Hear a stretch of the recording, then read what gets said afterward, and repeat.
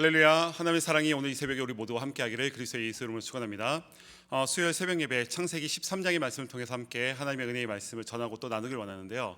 지난 월요일 날 하나님께서 아브라함에게 너는 본토 친척 아버지의 집을 떠나서 내가 지시할 땅으로 가라. 내가 너희 이름을 복되게 할 것이다. 복의 근원이 될 것이다 라고 말씀하신 하나님의 그 음성, 그리고 어제 말씀은 그 음성을 듣고 타협 없는 절대 순종 믿음의 발걸음을 옮겼지만 그 땅에 기근이 찾아왔을 때에 미리 걱정하고 미리 두려워하고 미리 초조해하면서 자기의 생각대로 내려감의 길을 선택한 아브라함의 모습. 하지만 그 내려감의 시간 가운데서 하나님께서 포기하지 아니하시고 다시 한번 아브라함에게 기회를 주시고 그의 손을 붙잡아 일으켜 세워주시고 그에게 회복의 은혜를 경험하게 해주신 하나님의 역사에 대해서 함께 말씀을 나누었고요. 오늘은 이제 다시 하나님께서 아브라함에게 말씀하셨던 그 가나안 땅을 향하여서 아브라함의 올라감의 시간에 대해서 함께 말씀을 살펴보길 원하는데, 오늘 1절 말씀을 보니까 아브라함이 다시 가나안 땅을 향하여서 올라갔더라 라는 말씀으로 오늘 본문 말씀이 시작이 됩니다. 아브라함 삶 속에 내려감의 시간 그 이후에 올라감의 시간이 찾아왔다. 어떻게 보면은 우리의 인생, 우리의 신앙생활도, 우리의 믿음 생활도 그런 것 아닐까? 하나님의 말씀을 늘 청종하고 하나님의 뜻대로 살기 위해서 발버둥치고 날마다 주님 찬양하면서 기쁨과 감사의 삶을 살기 원하는 것은 우리 모두의 바람이잖아요. 그런데 인생 살아가다가 어떤 문제를 만났을 때, 어떤 사람을 만났을 때, 어떤 말을 들었을 때에 내 마음속에 무너짐을 경험하고 내 마음이 요동침을 경험하게 되고 흔들리게 되고, 그러다 보니까 하나님의 은혜와 사랑은 온데간데 없어지고 내려감의 시간, 정말로 실패의 자리, 패배의 자리에서 넘어지는 그 시간 가운데 영원히 있을 것 같지만 하나님의 은혜로 말미암아서 다시 한번 올라감의 시간을 허락해 주신다라고 하는 것. 그래서 우리의 신앙생활도 내리막이 있으면은 오르막이 있고 내려갔다 올라갔다를 반복하지만 저는 이 말씀이 선포되며 축복하는 것은 우리 성도님들 가운데서 혹이라도 지금 내리막의 그 시간을 경험하고 계신 분이 계시다면 오늘 말씀을 들으면서 그 내리막이 멈추고 올라가는 은혜가 우리 모두에게 임하기를 그리스도 예수의 이름으로 간절히 축원합니다. 오늘 말씀 속에서 이제 아브라함이 애굽을 떠나서 다시 가나안을 향해서 올라오고 나서 가장 먼저 무엇을 하였는가? 하나님 앞에 단을 쌓은 그곳에서 여호와의 이름을 불렀더라. 여기에서부터 하나님의 은혜가, 올라감의 역사가 시작되는 줄 믿으시기 바랍니다. 아브라함이 애굽을 향해서 내려갈 때 여호와의 이름을 찾은 적이 없어요. 그 이름을 묵상하지도 않고 기억한 적도 없어요. 하지만 올라옴의 시간을 마음을 먹었을 때에 올라와서 가장 먼저 한 것은 여호와 하나님의 이름을 불렀더라. 오늘 말씀으로 오늘 우리 시기의 말로 표현한다면은 하나님 앞에 부르짖어 기도하였더라. 하나님 앞에 예배하였더라. 진정한 우리의 회복은 예배의 회복부터 시작되는 줄로 믿으시기 바랍니다. 예배가 회복될 때에 우리의 삶이 회복이 되고 우리의 마음이 회복이 되고 우리의 가정이 회복이 되고 나의 삶의 자리에 회복의 은혜가 나타나게 될 줄로 믿습니다. 근데 아브라함이 어떻게 여호와의 이름을 불렀을까? 여호와를 다시 생각했기 때문에.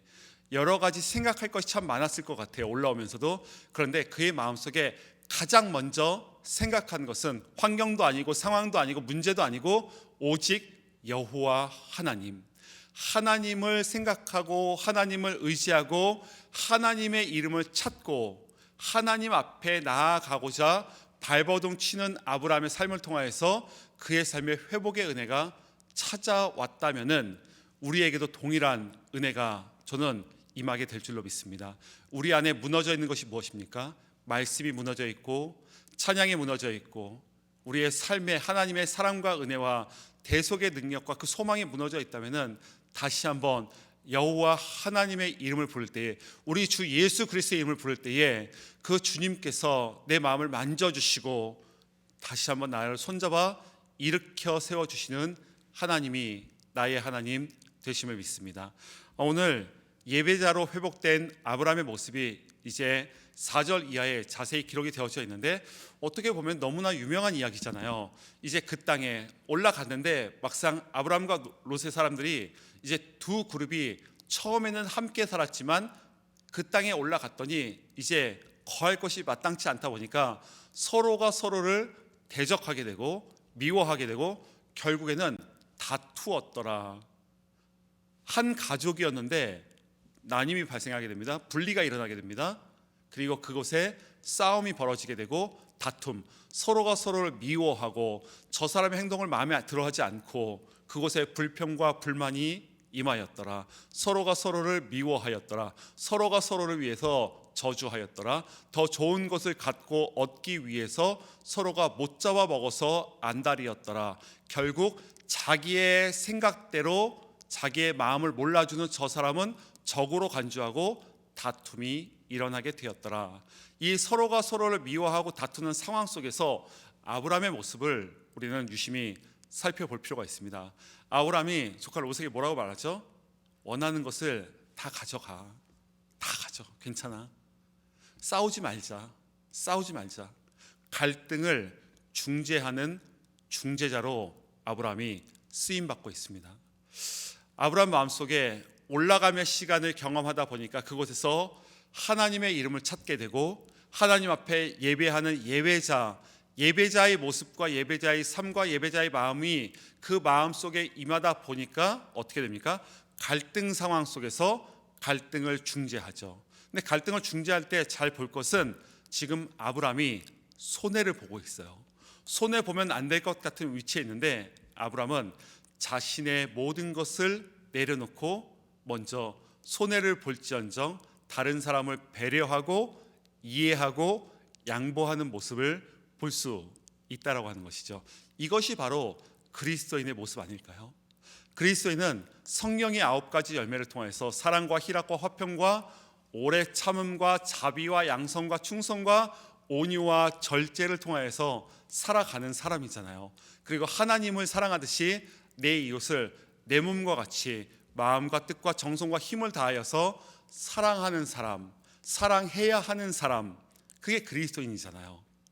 아브라함의 모습을 보면서 정말로 양보할 줄 아는 사람이구나. 다른 사람을 이해할 줄 아는 사람이구나. 다른 사람을 위해서 손해 볼 수 있는 사람이구나.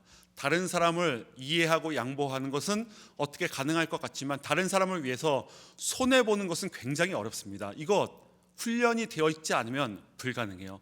아브라함은 하나님 앞에 훈련되어 있구나. 다른 사람을 위해서 손해를 감내하고 감수할 수 있는 넉넉한 마음이 그 마음속에 있고 여유가 있는 사람이구나. 그래서 이야기하죠. 룻에게 원하는 것 다 바라보고 그 땅, 원하는 땅 먼저 가져가라고. 저는 이 말씀을 묵상하면서 우리가 너무나도 잘 알고 있는 말씀이잖아요.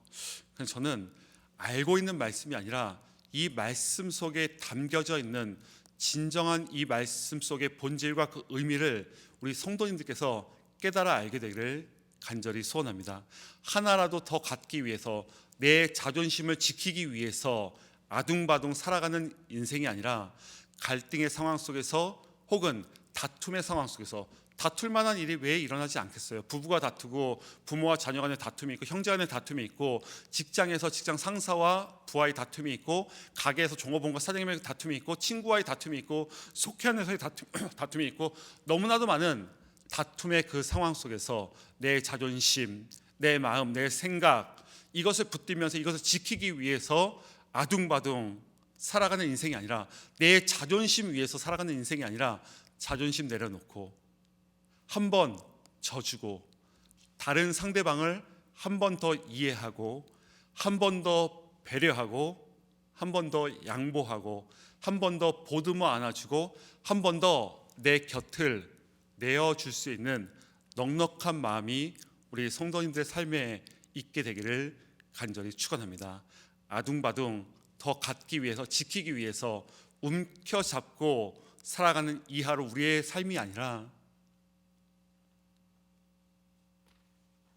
양보하고 손해보고 자존심 상할 수 있죠. 자존심도 상할 수 있고요.